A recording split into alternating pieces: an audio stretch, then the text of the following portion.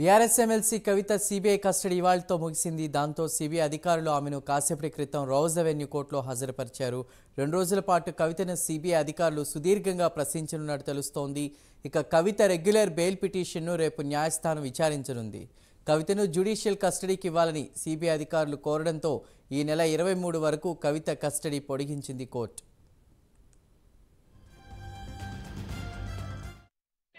BJP custody బయట BJP వాళ్ళు మాట్లాడేది లోపల సిబిఐ వాళ్ళు కూడా అడుగుతున్నారు. అడిగిందే అడుగుతున్నారు. 2 నెలల నుంచి నథింగ్ న్యూ.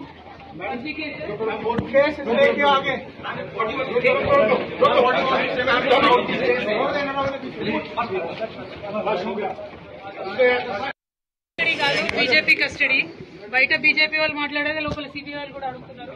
అడిగిందే అడుగుతున్నారు. 2 నెలల నుంచి నథింగ్ న్యూ.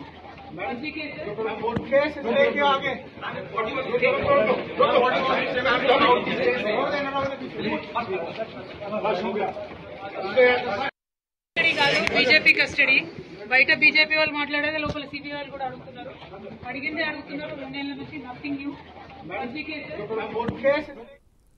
తనను బీజేపీ కావాలనే విచారణ పేరుతో వేధిస్తోందని కవిత అంటున్నారు. ఇది సిబిఐ ఎంక్వైరీ కాదని బీజేపీ ఎంక్వైరీ అని మండిపడ్డారు. చాలా కాలంగా అడిగిన ప్రశ్నలే మళ్లీ అడుగుతున్నారని ధ్వజమెత్తారు. ఇక కోర్టు ఆవరణలో మీడియాతో మాట్లాడడాన్ని అటు న్యాయమూర్తి తప్పుపట్టారు.